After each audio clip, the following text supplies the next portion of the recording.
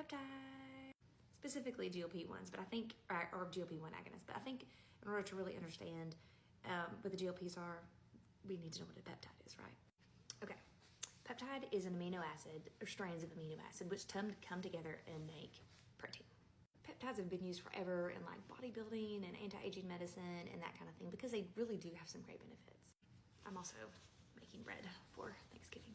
Anywho, peptides include things like insulin and samorelin and tesamorelin and semaglutide and tirzepatide.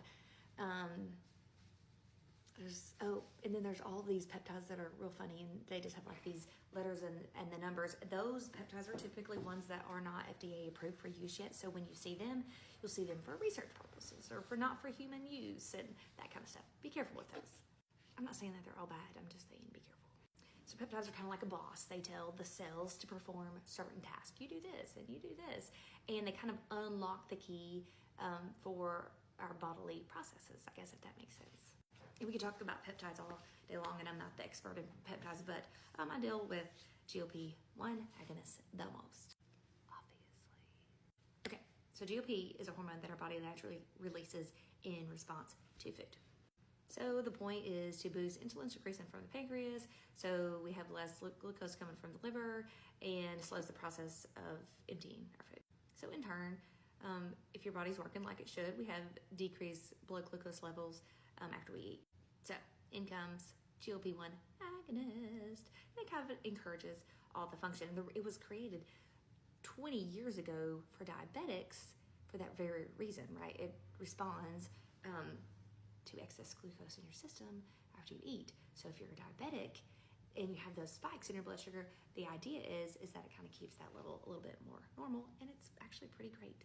So what happens is people were feeling fuller longer and they were eating less, and in turn, they were having weight loss, not necessarily looking for weight loss. It was just kind of happening. And so, ta-da, here we are in the world of weight loss with people taking GLP-1s, aka semaglutide, tirzepatide, liraglutide, all of the above. So benefits, feel fuller longer, you're eating less, you lose weight. But I think the people love the most, one of the greatest benefits we hear about is the absence of food noise. You're just not thinking about it. You just don't care. Side note, these medicines are approved, FDA approved for diabetes and weight loss. It's the same stuff, y'all. Side effects. Okay.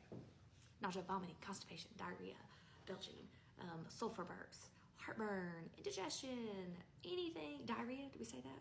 Anything that can come from the gut is always possible. So it doesn't have to happen though. It doesn't have to. So what we do, start on a low dose. We sit there and, still got bread on me, hold on.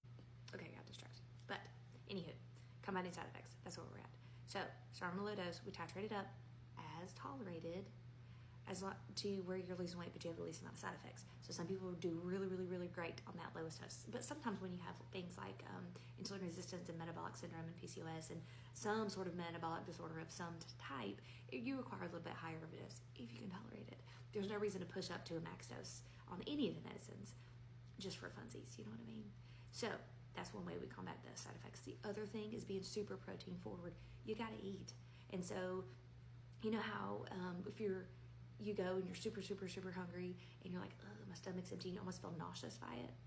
Same concept. So even if you're not hungry, you have to eat. You have to have something on your stomach, and that will help combat it. You have to stay hydrated. You have to drink plenty of water, and you have to make sure you're having regular bowel movements. If you're constipated, if you're going 3 or 4 days without a bowel movement, you're going to be sick. Anybody's going to be sick, whether you're on the medicine or not.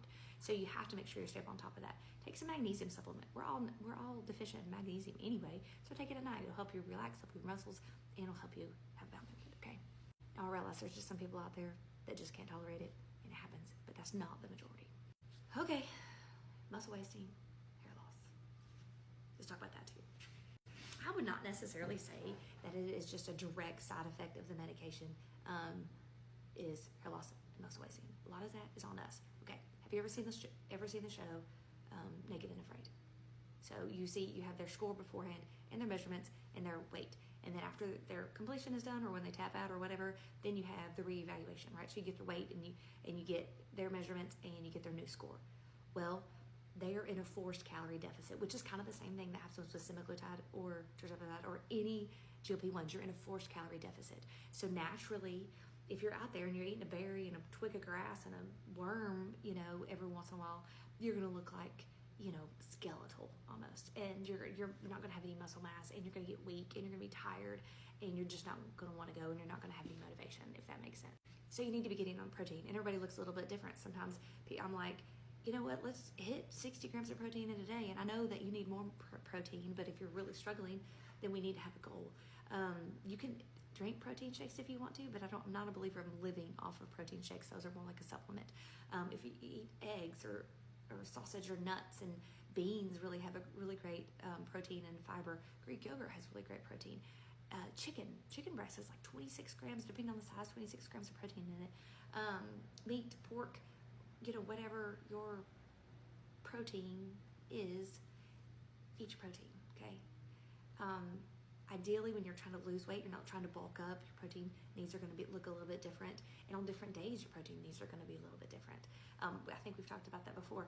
Stay hydrated. In your body weight in ounces of water is how much you should be drinking. No less than 100 ounces of water a day. That's why I'm always like, drink 2 of these suckers a day, minimally, because I'm trying to be realistic with people, but a minimum of 100 ounces. Sometimes it's a 200 ounces, just depending on kind of where you're at in life. Oh, and you're going to feel like hot garbage if you're eating a bunch of processed food. I'm just going to let you know that. Enjoy your holidays. Enjoy your birthday. It's fine. But on the in-betweens, do your things. Be really super protein forward. I just can't express it enough. Okay? Eat your protein. I struggle with it too. As a matter of fact, I track it on an app because I know if I don't track it, then I'm not going to get enough. Okay? Fun fact, GLPs are not just for weight loss. They, you know, I've done before, and even within a 12-week marker of labs, and there's seen improvement in inflammatory markers, cholesterol, triglycerides, A1Cs, insulin resistance. Thyroid has great effects on thyroid function.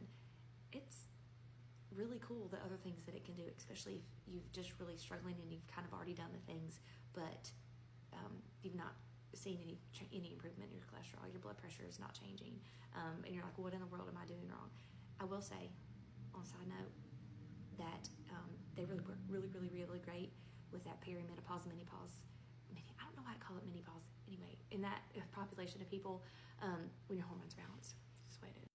Actually, fun fact is it acts a little bit on your dopamine receptors too, because it, and so that's kind of why with the food noise that we talked about earlier, it kind of acts on the dopamine receptors and affects on the satiety. And when you have those addictive food behaviors, it's actually pretty helpful in that, which is kind of cool, I think. Okay. Sometimes you need a multivitamin.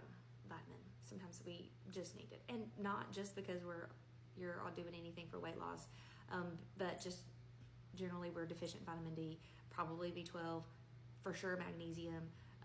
We just don't get the stuff from food that we want to does. So, and our guts are trash. So, you know, needing a supplement is totally fine. Take a really good multi. Know where your vitamins come from. Make sure they're third-party tested. Make sure they have really good ingredients. You can take a million tons of different vitamins if you want to kind of address the deficiencies in certain areas, but sometimes it's just easier to make it simple. Take a really good multi. There's this one, Orthomolecular makes a really good one. It's called Alpha Base. Their supplements are named funny things. It's fabulous. Or if you're like me and you hate swallow pills, I do the AG1 greens every single morning on an empty stomach before anything in life. While I'm getting ready in the morning, I drink my greens powders, and it's really helped me a lot. Recap, GLP-1s are fabulous. They impact your body's ability to feel full. They delay gastric emptying, so you have to be on top of your gut health. Makes your body pull excess glucose out, so it helps reverse insulin resistance. If you eat crackers all day, you're gonna lose muscle mass, and probably your hair too. And just because you start it doesn't mean you can't stop it. You can hit all your needs, and you can taper down. You can do maintenance doses. You can do macro doses. The really great thing about it, especially if you are using a really good compounding pharmacy, is that it is really easy to adjust to your needs. Anyway, this video is way too long. No chance anybody will watch it all the way through, but it's totally fine. If I missed something, just let me know. Okay. Bye. Have a great Thanksgiving.